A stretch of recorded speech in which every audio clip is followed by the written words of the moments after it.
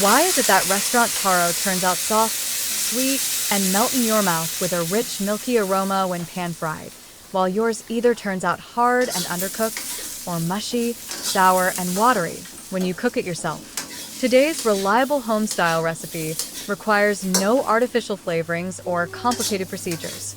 Just master two key techniques: ingredient selection and cooking time.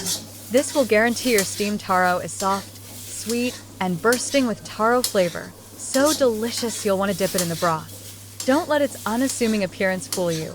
Taro is a low-fat, high-fiber health food hailed as an underground treasure.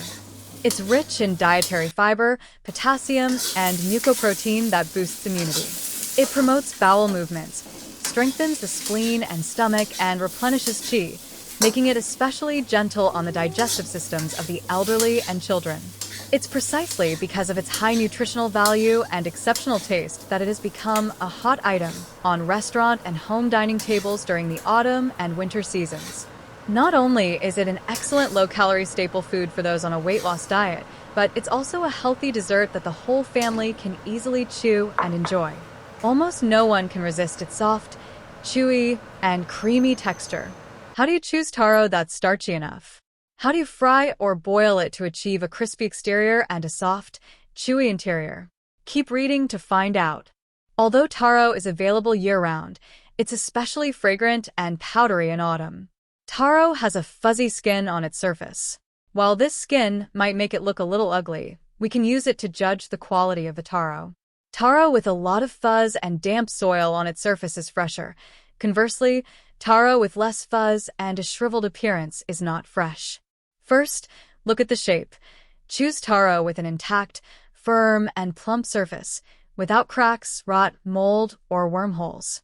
Choose short, plump, and round ones with deep, dense lines for a more powdery and fragrant taste. Don't choose long, thin ones with shallow lines. They won't be fragrant or powdery. Second, weigh them. For taro of the same size, the heavier and firmer they are, the more moisture and starch they contain. Lighter ones are often hollow or dry. Third, press them. If they're firm and not soft when lightly pressed with your finger, they are fresh. If they leave an indentation when pressed, they are not fresh. Fourth, smell it. Fresh taro has only a faint earthy or fresh aroma. Don't buy it if it smells sour, alcoholic, or musty.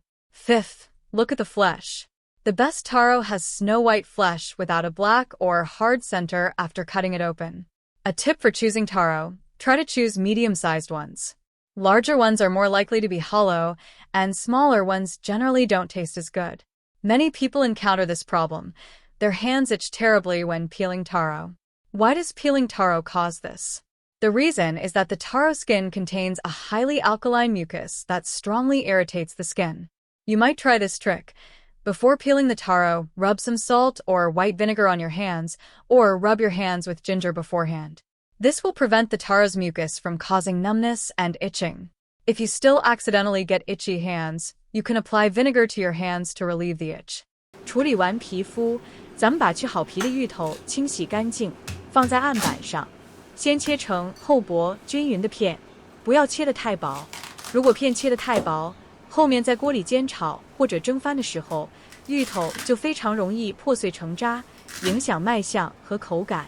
切成厚片之后，咱们再顺着改刀切成大小一致的方块。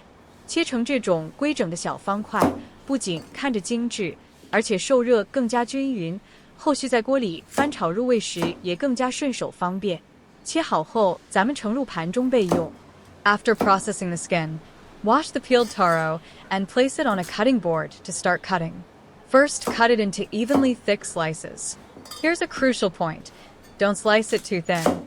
If the slices are too thin, the taro will easily crumble into pieces when frying or steaming, affecting both its appearance and taste. After slicing it into thicker pieces, cut it lengthwise into uniform cubes.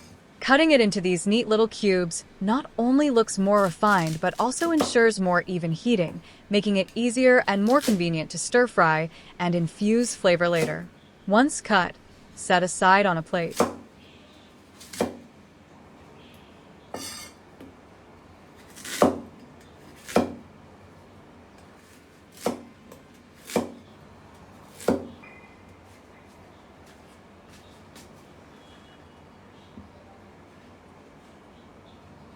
Now, let's prepare to fry the taro.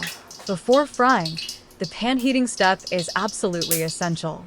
Skipping this step will cause the taro to stick immediately, making it impossible to flip. I've shared the pan heating method in many videos.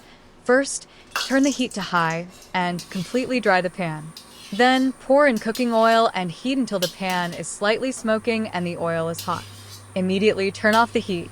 After turning off the heat, let the oil sit for 1 minute, allowing a natural nonstick film to form on the bottom of the pan. After letting it sit for 1 minute, turn the heat back on to low and heat slowly. Once the oil is hot again, you can add the chopped taro chunks.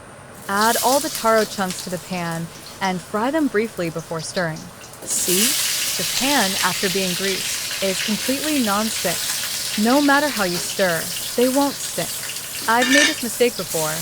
I added the taro to the pan before the oil was hot, and the starch stuck to the bottom, making it impossible to scrape with a spatula, and it burned quickly.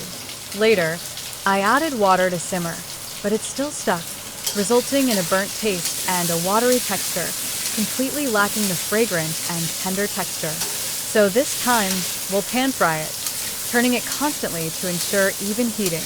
This method not only cooks the taro quickly, but also uses very little oil, as it absorbs almost none of it. If you see some pieces that are still white and haven't been cooked through, flip them over. If you want them to cook faster, you can cover the pan and simmer them, using the steam to speed up the process. But never add water. Adding water will make them less crispy and fragrant. After covering the pan, be sure to check on them frequently to prevent them from burning due to uneven heating. So, open the lid and flip them every now and then. Cover the pot and simmer, using the steam to speed up the cooking of the taro.